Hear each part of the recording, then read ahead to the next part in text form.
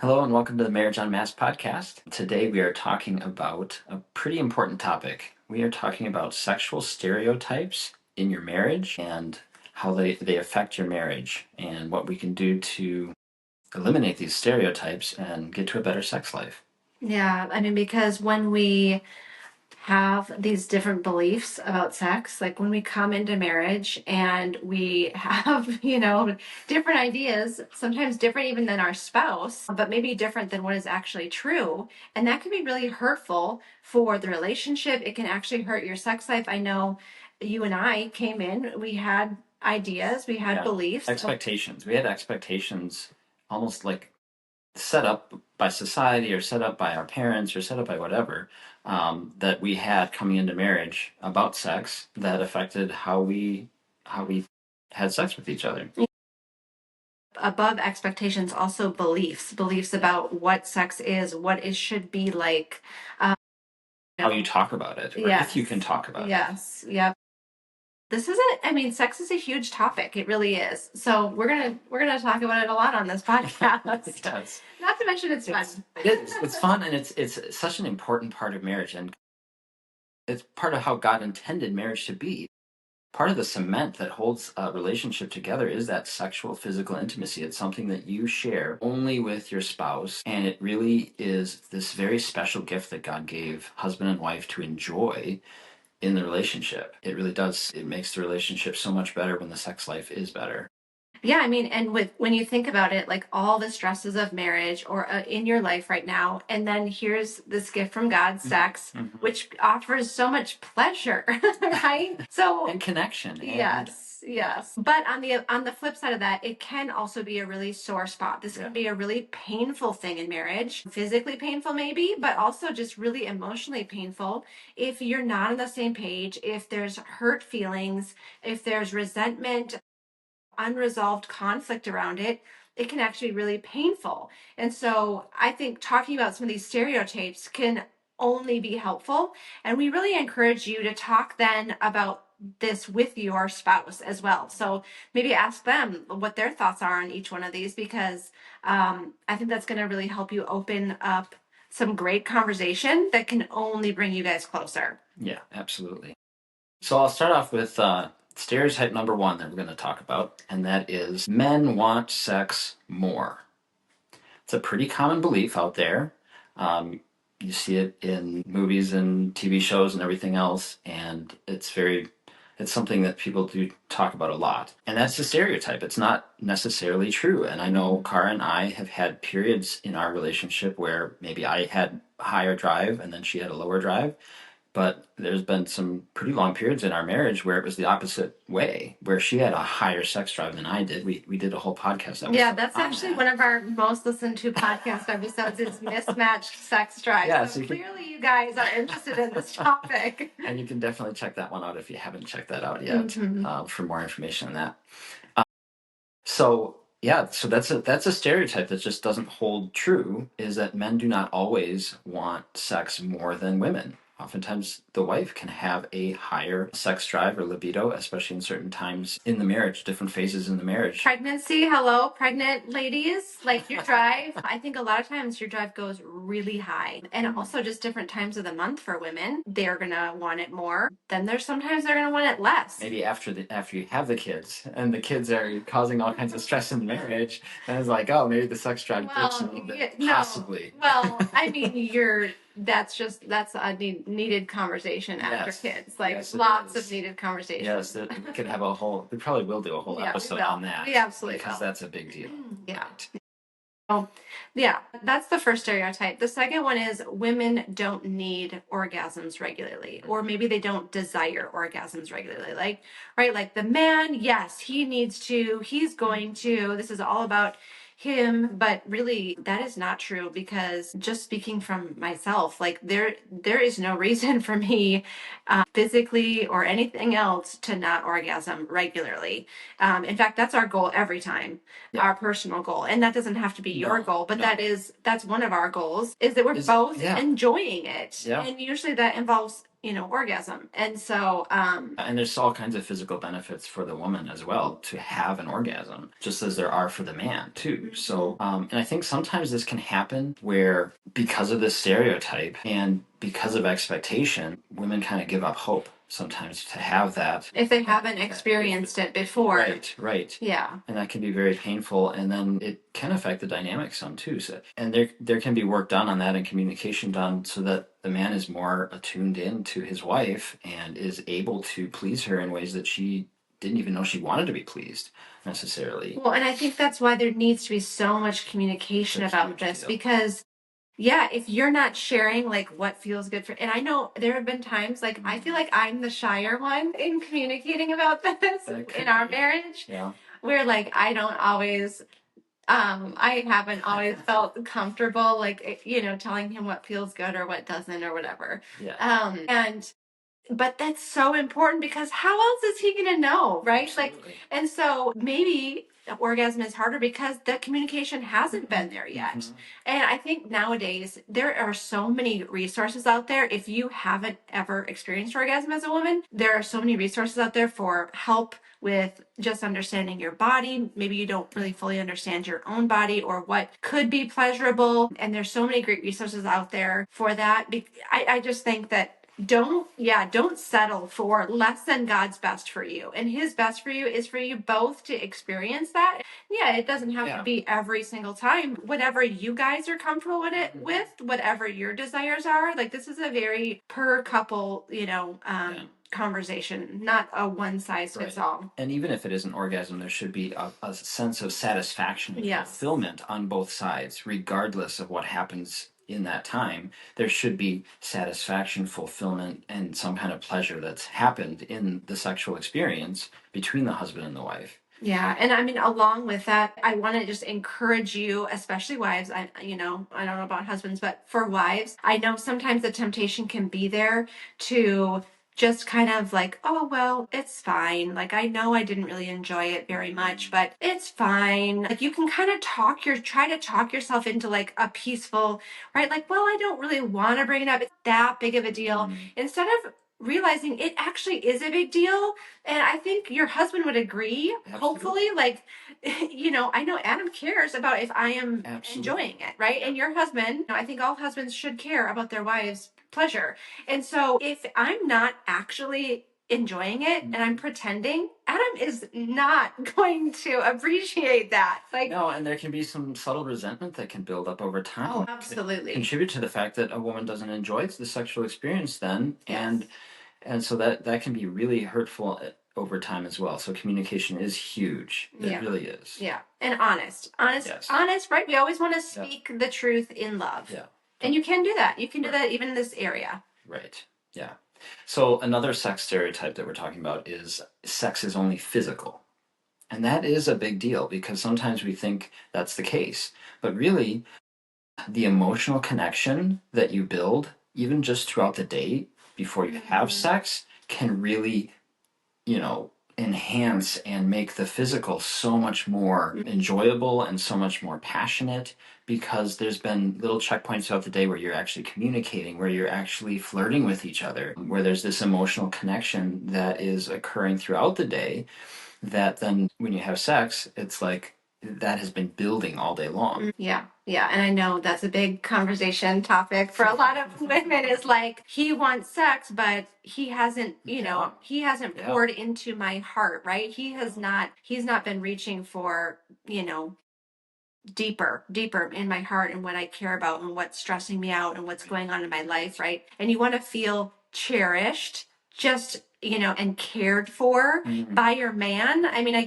think this also again goes into like the whole masculine feminine dynamic. Absolutely does. And like you want to feel like you can relax into your man. Only when you feel safe with your man do you feel safe to be truly vulnerable during sex too, right? Because sex is the most vulnerable thing in your marriage, for you to like open yourself up in that way to your spouse and really also enjoy the pleasure fully. You have to be really open, and you have to feel really safe. And so if that isn't there, where you feel safe with your husband, you feel like you can relax into him, Man, that's going to be a barrier for sure. Absolutely. That's going to affect the whole dynamic of the sexual experience, even for the guy then, too.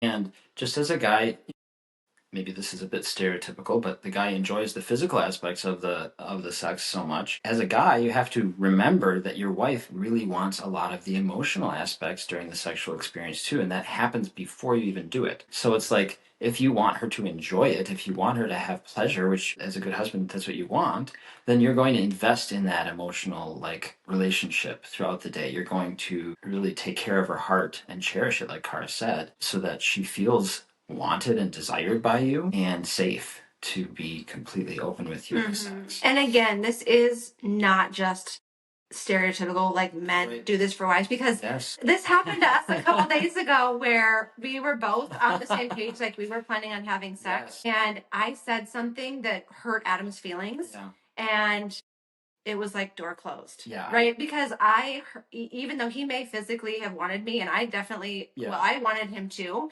But then even, it was like, no, like that hurt. And the fact that I like affected his heart in that way.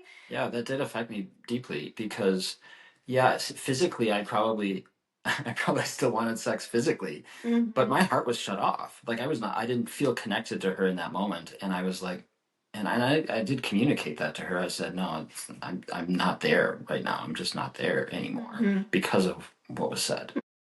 It does work both ways. It is a two-way street. Absolutely. And I know Adam has, along with that feminine masculine dynamic again, Adam and I have had conversations as well where he's like, I am more attracted to you. I want to be intimate with you more when you are in your feminine.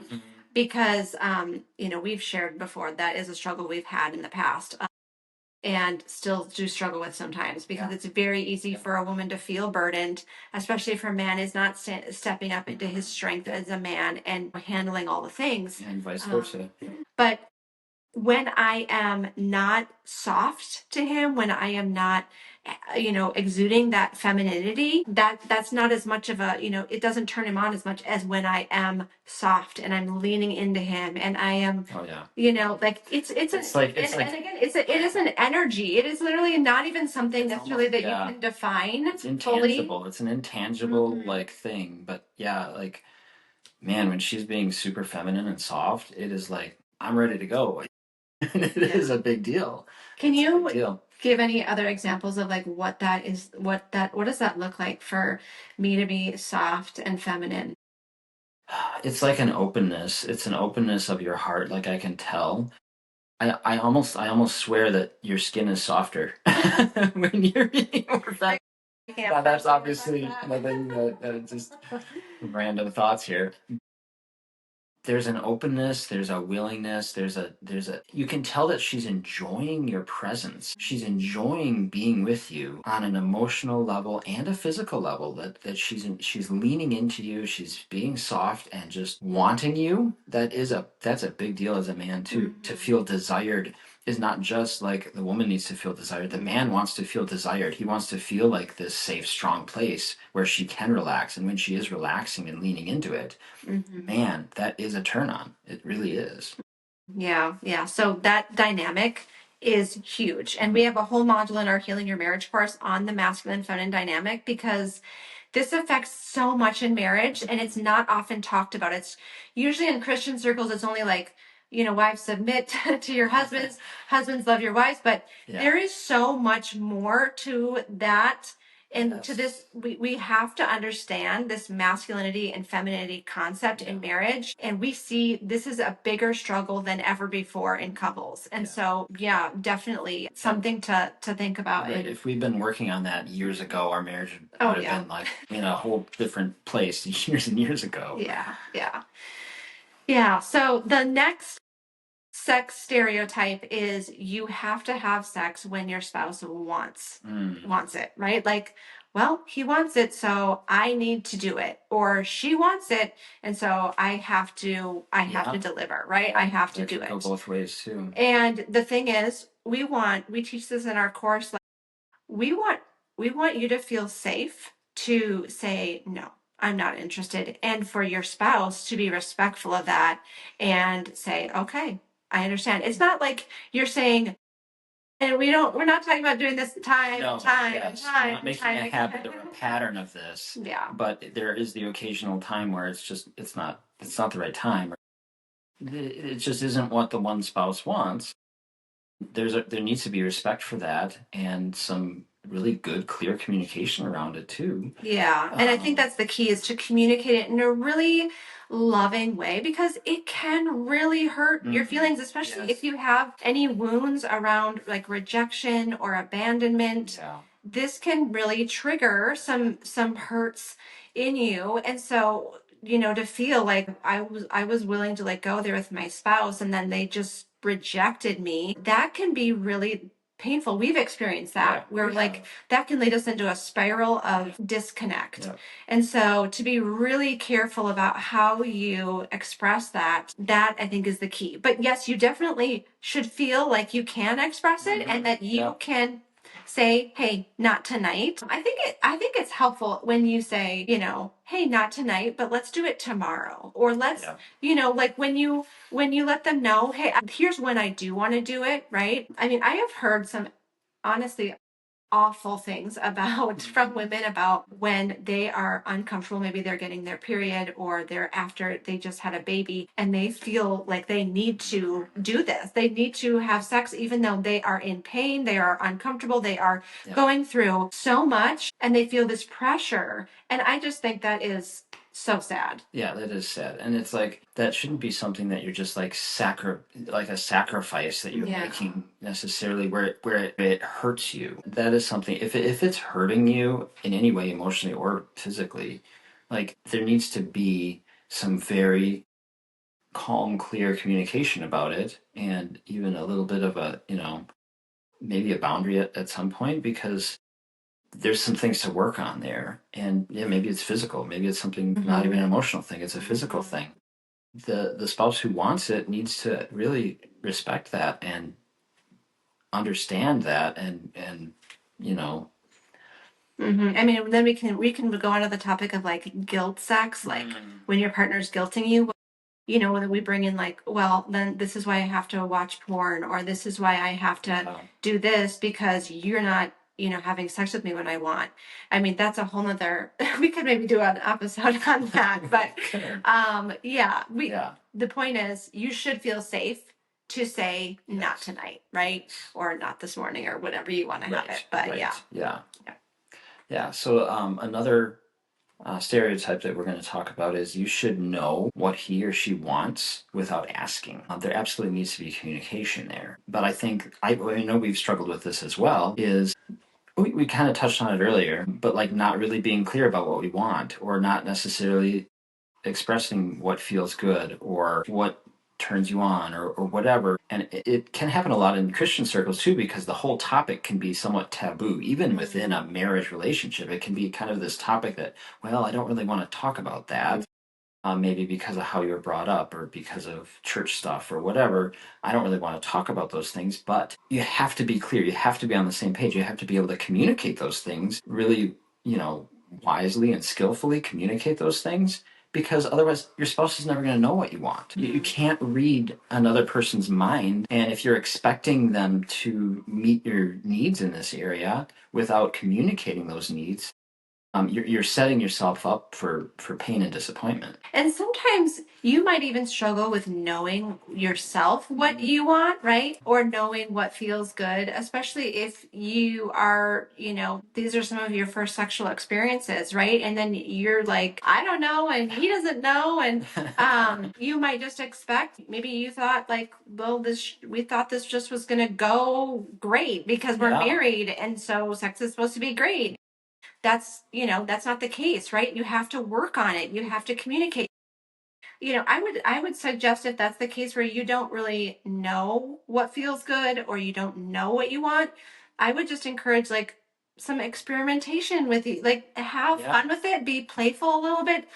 Don't be afraid to try new things too. Yeah, try new things. I know sometimes you can be a little, if you're shy about it, right? It can feel a little uncomfortable at first, but I think as you continue to develop that safety in your relationship, the safety in communication, safety with, emotional, mental, all that, then you feel safe to then also experiment and, try new things with sex too. And so I just encourage you to take it at your own pace. But yeah, there might be a need for some kind of like experimentation and add in some new things, and don't be afraid to, I think that sometimes we put sex into this little box, right? And like, well, this is what it should be like, or these are the things you should do. But I think we can broaden our scope a little bit here. Like, you can add in other things, you can bring in toys, you can try things that maybe you haven't ever heard about in church, right? As long as you and your spouse are on the same page, Again, it goes back to the whole, like, that you're both experiencing pleasure, that you're both safe and comfortable with these things. So again, it goes back to communication about these things, so that you can try these new things in a safe place. And maybe some of them aren't for you. Okay, that's fine. Maybe some of them are like, wow, this brings it to a whole new level, and there's all this pleasure and connection that happens because you are trying some new things. Yeah, yeah. So wherever you are at with, your sex life, we just encourage you to pour into it, to really prioritize it. I mean, God has a whole book in the Bible all about sex, right? All about pleasure, and He's celebrating our bodies and sexuality and all of the beauty of that in marriage. And so we encourage you to also celebrate it and enjoy it and pursue it. And at the same time, we understand if there is pain there, because we have had pain in our own sexual life and that part of our marriage. And we encourage you. We actually have a whole module in our Healing Your Marriage course on sex and intimacy.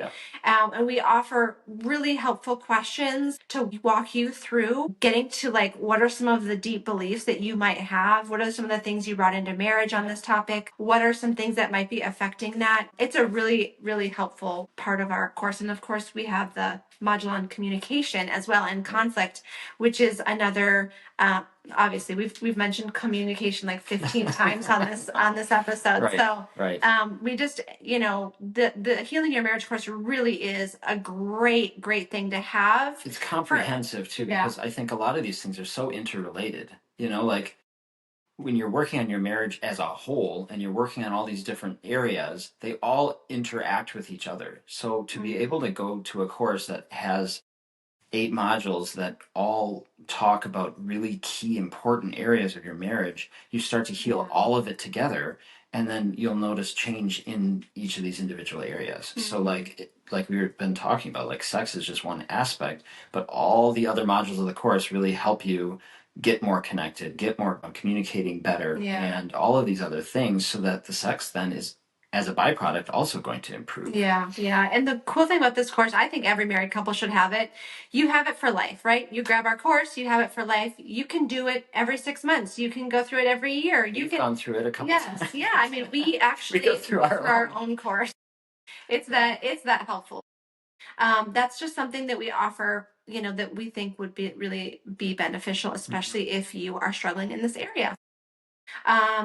We'd love to hear your feedback, guys. We'd love to get comments. We'd love it if you would share this episode and tag us. We want you to, spread it to your friends who might also be struggling. I think that this is some of the stuff, especially in Christian circles, that kind of doesn't get talked about. And so spread the word, tag us. We would love to see that. And we appreciate you so much.